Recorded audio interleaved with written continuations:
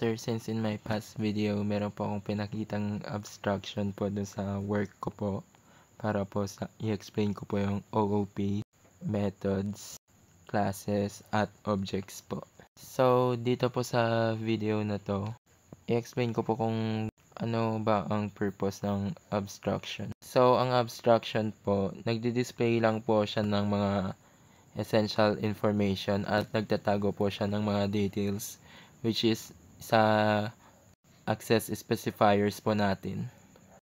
So, dito po sa video na to, nagka-error po ako kasi hindi ko po napansin yung class ko po. Tapos, ayun lang po. Nagkamali lang po ako sa class banda. So, yung class po is nagde-decide po kung anong data po ba yung magiging visible or hindi. Yung specifier naman po, siya po yung kung ito po ba ay naka-public or pwedeng pakita at ma-access or naka-private kaya hindi natin to ma-access. So, ayun lang po. Maraming salamat.